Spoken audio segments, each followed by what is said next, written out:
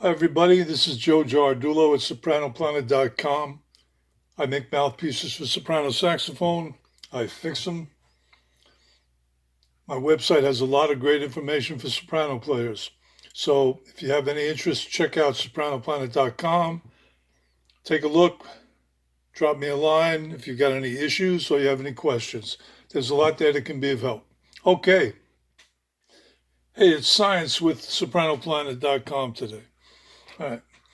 This is going to be about how you can check to see if the tables on your saxophone mouthpieces are flat or if they're not flat. And it's going to be about the importance of having a flat table. Okay, but before we do that, let me give you an idea to consider. So a reed, the reed is when it vibrates, moves air molecules, and that's what creates the sound. That is what creates the sound. Well, I've got a tuning fork here. Tuning fork does the same thing. When I strike it, it vibrates, it moves air molecules, and it creates a sound. So let's demonstrate. Here's my tuning fork. There it is. You hear it? Maybe, maybe not. Why is that? Let's try that again. I can hear it, but it's so faint. But watch what happens when the vibrating tuning fork is planted firmly on a solid surface.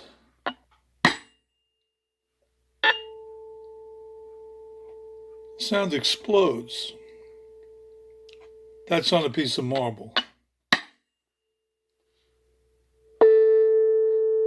That's on a piece of polyurethane wood.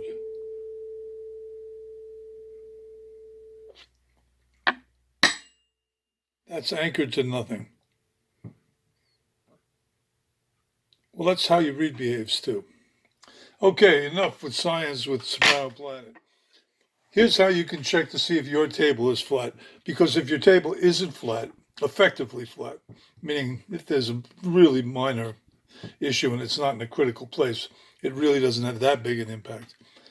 But we're looking to see if there's really a problem with tables on your tables on your mouthpieces, and this is how you can check.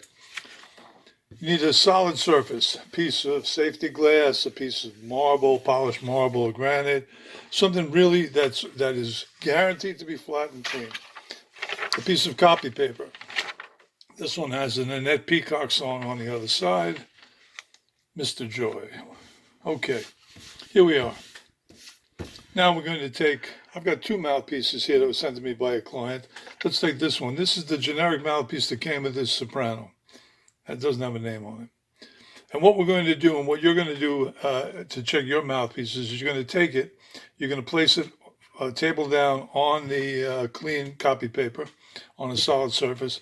And now you're going to, with a little bit of pressure, you're going to basically polish to some extent whatever's in contact with the paper. Now, if the table is flat, completely flat, it's all in contact with the paper because we know the marble's flat. We know the paper's laying flat on the marble. Okay, we're going to do that and we're going to see. Now, if any part of this mouthpiece that should be in contact with the table isn't, well, it's not going to polish up the way the rest of it is. And therefore, it's going to have a little duller finish. And when we reflect light off it, it's going to appear more dull and it's going to, less bright than areas that are polished. Okay, let's see what we got. Okay, we've got one. We've got a winner. I'm going to show you this in a second up close. What you're going to see when I do is that we only have the paper touching right here at the butt end and up here on this rail and over here on this rail. And the vast majority, over 95% of the table, is not in contact with the reed. The reed is not in contact with it. So when the reed vibrates, it's not attached to the table. It's not vibrating the mouthpiece. And let's see if I can show it to you much more closely.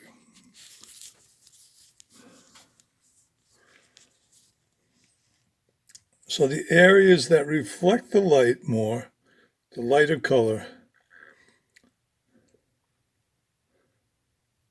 that's the only parts that we touch the reed. Hopefully you can see it. I'll take photos of it and I'll put them in the video. Okay. Well, basically, that mouthpiece would play dull, dark.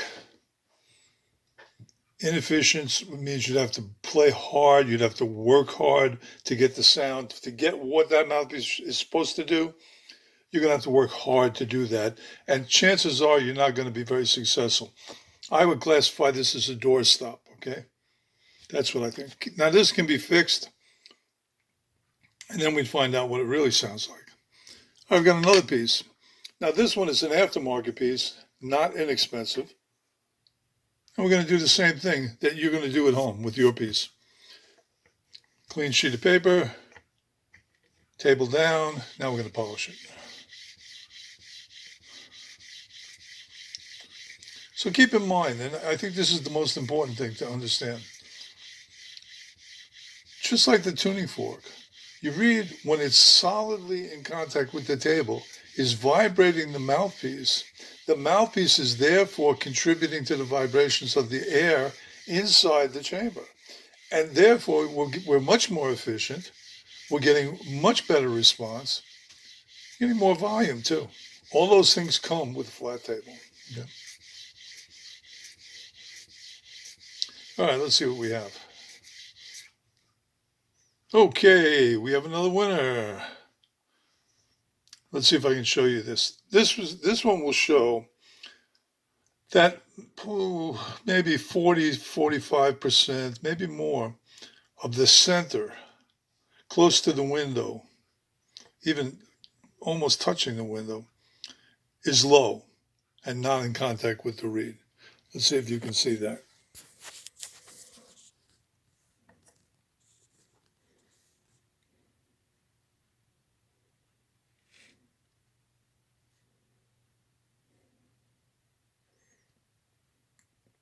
Again, I'll take photographs and put them in the video.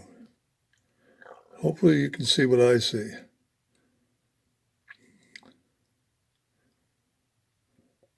So I think a little less than half of the table is not in contact with the reed.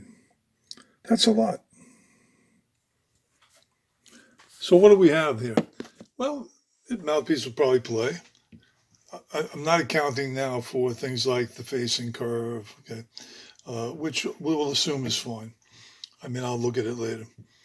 But what we do know is that this is going to be reed picky to some extent because the reed's not going to be able to work. The reed is going to be vibrating into dead air space that does not efficiently translate the vibrations into the mouthpiece. And that's important. Remember this. This is your reed. You can barely hear it until it's anchored.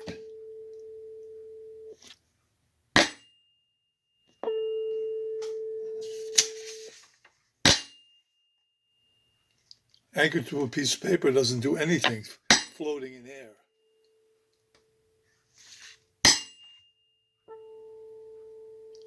But you can hear it now.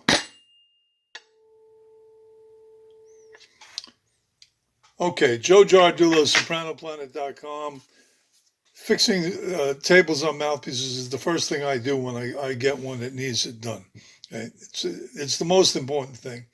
The idea that a reed needs a hollow space to expand into is, in my opinion, nonsense. And here's why I think that. One, it's because of the science of how sound is generated. But two is, okay, we have a flat table. The reed is firmly on that flat table, and now it has, according to some people, no place to expand when it gets full of moisture. Well, yes, it does. It gets to expand out the other side, up into the ligature. That's where it expands to. I never heard such nonsense as it has no place to go. It will go where it can go. Okay. Yes. Will it go into that concavity? Well, I guess so. I don't give it the choice. I make sure that the reed is in contact with the table. The reed gets to vibrate. The mouthpiece vibrates. The sound is as efficient as it can be, so that you can do what you need to do. Okay, you can do that. Check them out for yourself. Drop me a line if you. There are other people who will fix mouthpieces, but this is what I do. You may not need a new mouthpiece, and I'll tell you something else. As soon as you get one of your mouthpieces that you find with a tremendous concavity, once you get it fixed, you're going to realize how many hundreds of dollars of reeds you tossed away because you thought the reeds were bad. That's a fact. I can say this. I can't tell you the decade that I had a bad reed, the last time I had a bad reed. I can't. I play them right out of the box. I don't get bad reeds. Now, I haven't gotten bad reeds. I'm sure there are some. But the reeds are not the problem. All right, Joe Giardullo, check your mouthpiece. Drop me a line, sopranoplanet.com. Be well, stay safe, and keep playing.